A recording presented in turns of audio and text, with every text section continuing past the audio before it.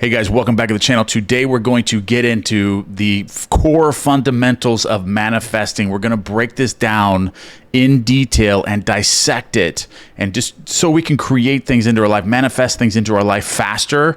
And if you're still having any issues manifesting, we may be covering that topic to where it's going to assist you in creating anything that you want to come to you in your life. And this is going to be really, really fun because we're breaking down the power of awareness, and I'm going to dissect this and really break this down for you.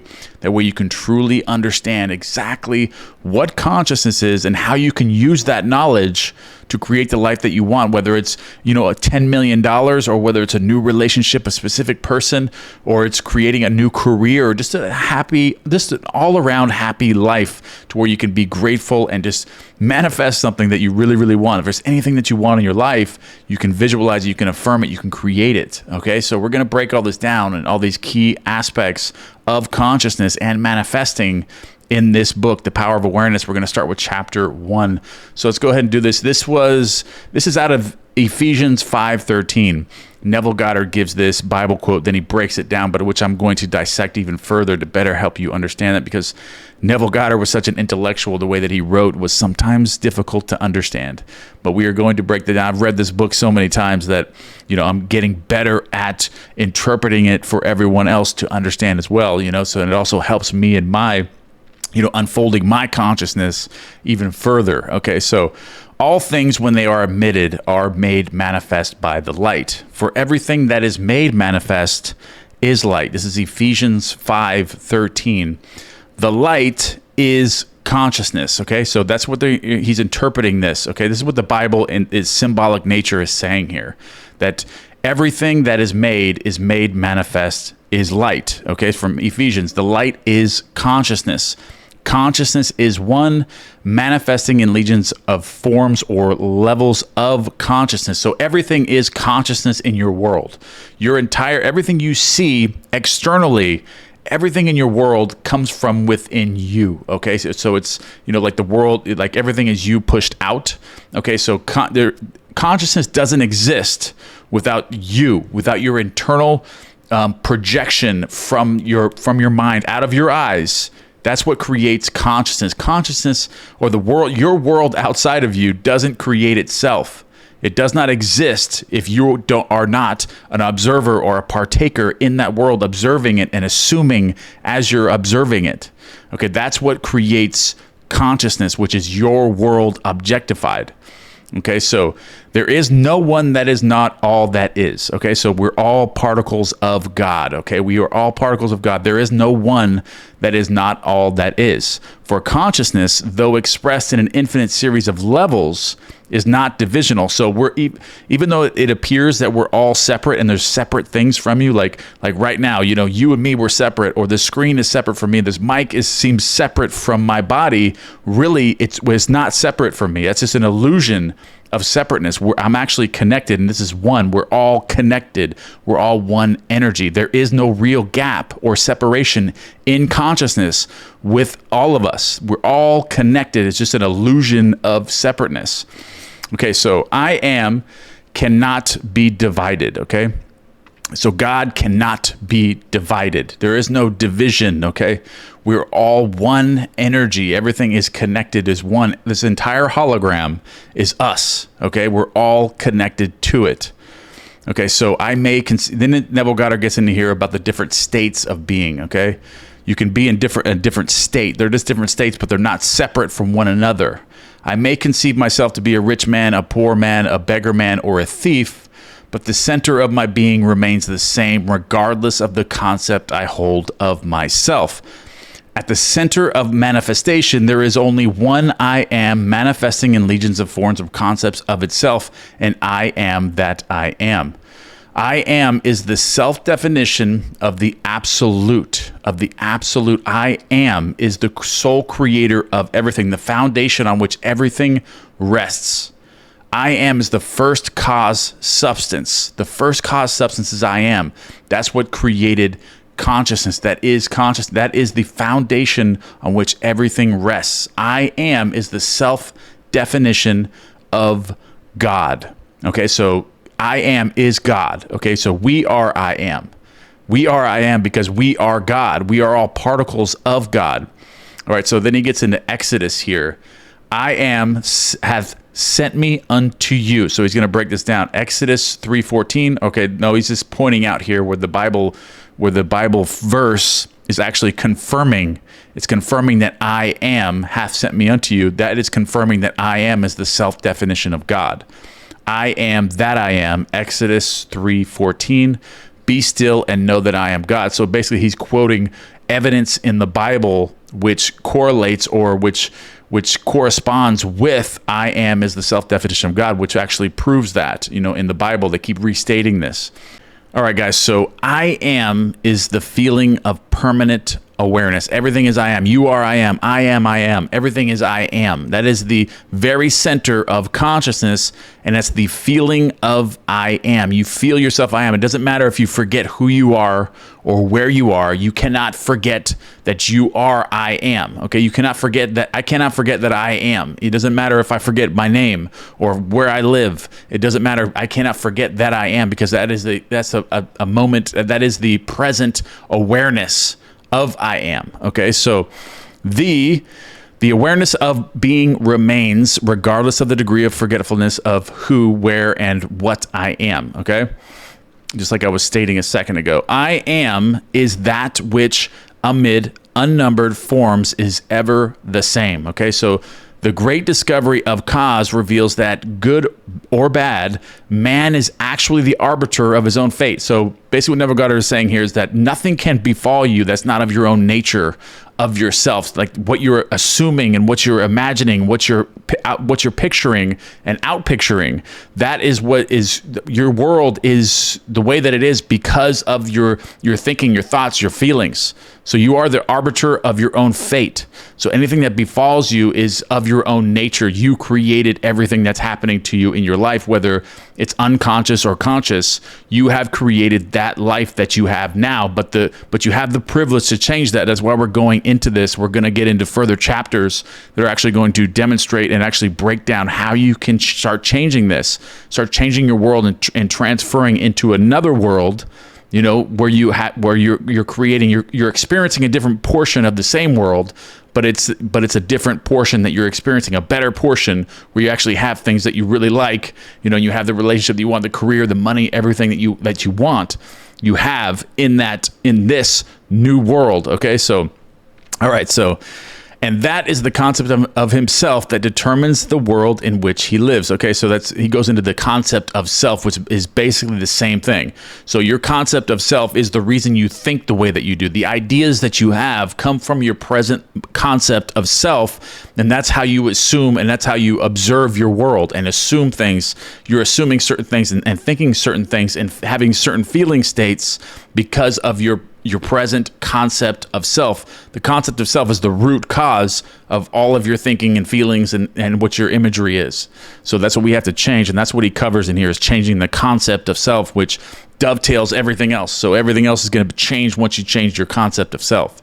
All right, so in other words, if you are experiencing ill health, knowing the truth about cause, you cannot attribute the illness to anything other than that particular arrangement of the basic cause substance, the arrangement which was produced by your reactions to life. Okay, so Neville Goddard also goes into how we don't have free will. Okay, we don't have free will, and you only have the free will to assume a feeling state of assuming something, and then you automatically do that at that point. You're automatically going to take that action of whatever that you've absorbed that feeling state with of already having, and assume then that out pictures into your world. But you still have the free will to react to life and the things that you're going to react to, but everything outside of those reactions, you don't have any free will to change that. It just, you have to go within and change your feeling states. Okay. All right. So it's defined by okay, let's go back over this. Okay. So you cannot attribute the illness to anything other than to the particular arrangement of the basic cause substance, the arrangement which was produced by your reactions to life and is defined by your concept of I am unwell.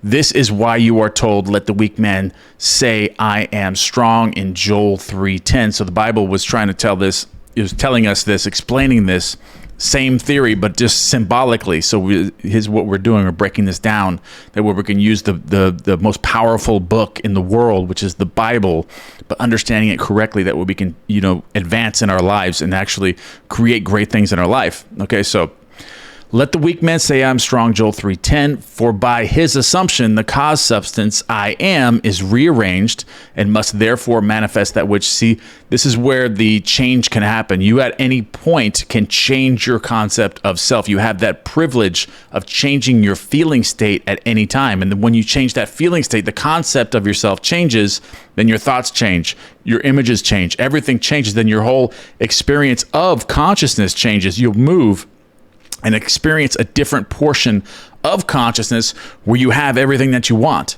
Okay, so, and there's also the theory of the parallel realities where you shift that too, but that's so many different variables with that. I want to get into that later, where you're actually shifting into another parallel reality, but it's the same consciousness, and they parallel each other, all these different levels of consciousness, just like there's a version of you that's a billionaire right now, and there's another version of you that's already passed away, that's already died, or is homeless, in all these different worlds, and there's all these different stages, and they're all parallel, but it's all consciousness, and you travel there, and everyone else is just playing their parts.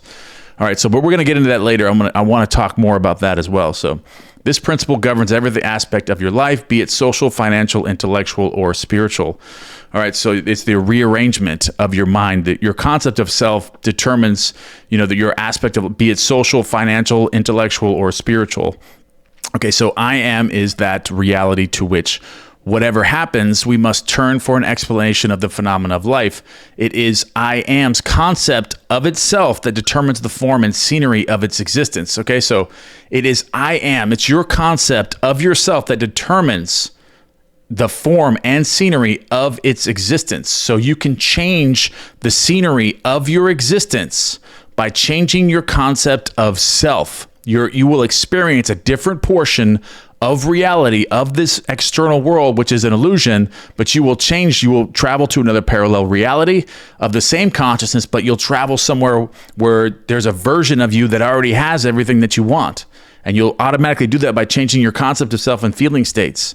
Okay, so everything depends upon its attitude towards itself. What is your attitude towards yourself? Okay, that which it will not affirm as true of itself cannot awaken in its world. So you must change your attitude towards yourself to change your concept of self. Okay, so that's what transforms your world. That's what changes your experience, or what you're experiencing in this consciousness or these parallel realities. Everything depends upon it's your attitude towards yourself, like your unconscious attitude towards yourself. That is your concept of self. That which it will not affirm as true of itself cannot awaken in its world. Okay, that is your concept of yourself. Just like he's saying right here. That is your concept of yourself, such as I am strong, I am secure, I am loved, determines the world in which you live, okay?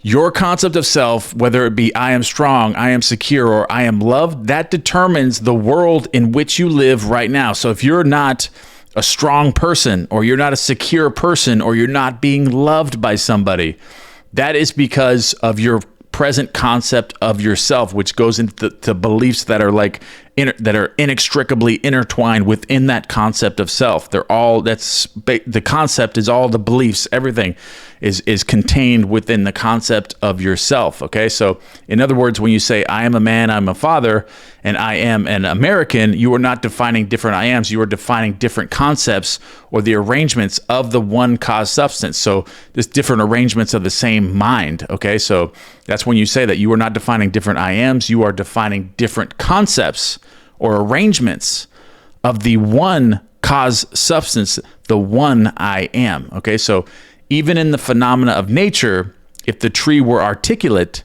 it would say, I am a tree, an apple tree, a fruitful tree. Okay, so when you know that consciousness is the one and only reality, this is very important right here, guys. Okay, so when you can understand this, when you can absorb yourself in this information and meditate on it and really, really understand this and get this down into your core, when you know that consciousness is the one and only reality, you can change your concept of self much more effectively, and then change the part of consciousness that you're experiencing, change and travel into different parallel realities with that version of yourself that has everything that you want. That's how it works. Okay, so when you know that consciousness is the one and only reality, conceiving itself to be something good, bad, or indifferent, and becoming that which it conceived itself to be, you are free from the tyranny of second causes, free from the belief that there are causes outside of your own mind that can affect your life. See, this is very powerful because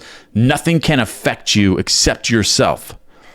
Your present concept of self determines everything, and you have the power to change that, to change your concept of self very, very simply. When we follow these rules and these guidelines and these instructions, you can change your current concept of self very simply, and you know that there is no second cause to your life at the way that it is except for yourself, but you have the privilege of changing it now if it's not the way that you want it to be. And we're going to get further into that, all right? So in the state of consciousness of the individual is found the explanation of the phenomena of life. If man's concept of himself were different, everything in his world would be different. Right there. This is it right here. I love this. This is absolutely 100% true. If man's concept of himself were different, if your concept of yourself were different, everything in your world would be different. And that can happen instantaneously. You can change instantaneously with a change of concept of self, an instant change of, and that's why we're getting into this, breaking this all down for you to understand it. And when you do that, your level of awareness raises. And when your level of awareness raises, you're able to accept a new concept of self much, much easier.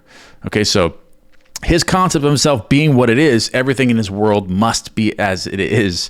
Your concept of yourself being what it is, everything in your world must be as it is because of your concept of it. Has to be that way. It's only that way. Your world is only the way that it is because of your present concept of self.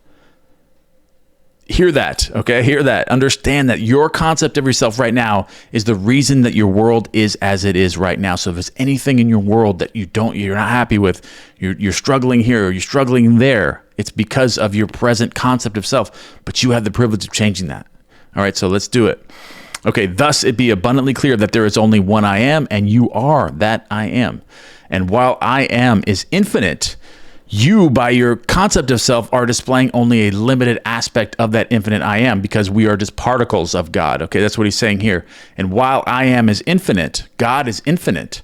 By your concept of yourself are displaying only a limited aspect of the infinite I am. So you're just one particle of I am, but you are I am, okay? Build thee more stately mansions, O my soul, as the swift seasons roll. Leave thy low vaulted past. Let each new temple nobler than the last. Shut thee from heaven with a dome more vast, till thou at length art free, leaving thine outgrown shell by life's unresting sea. That is Oliver Wendell Holmes Sr. That's it, the Chambered Nautilus. Love it, guys. All right, this is the very first chapter we're getting into. I don't think I've ever broken this chapter down before, because this was like one of the most difficult chapters to really break down and actually interpret this so you could understand it, because it's so confusing sometimes, because Neville Goddard was such an intelligent and so intellectual with his wording. Like you could have made this one chapter into an entire book, which I am actually doing. I'm actually writing a book on this, and I'm breaking this all down in my own words. That way you can better understand, that way you can read it. But it's taking some time because I want it to be really, really good when it does come out, when I do send this one out, guys. But anyways, I love you guys very much. Don't forget to give me one thing you guys are grateful for. We're going to be starting on chapter 2. We're going right back through all of these. We're going to break these down. And then we're going to break this down even further to where you can actually start learning how to change your concept of self. That way you can change your world, the world that you're experiencing, or the portion of reality that you're experiencing, and change those parallel realities, which is going to be really, really fun. And ultimately you're going to change your entire life, because after this chapter, you know now that the only reason your life is the way that it is because your current concept of self. So if you changed your concept of self right now, your world has to change with it. So, that's the fun part about this. So we have the privilege of changing that, and that's what we're learning. All right, guys, I love you guys very much, and I will see you guys in chapter 2.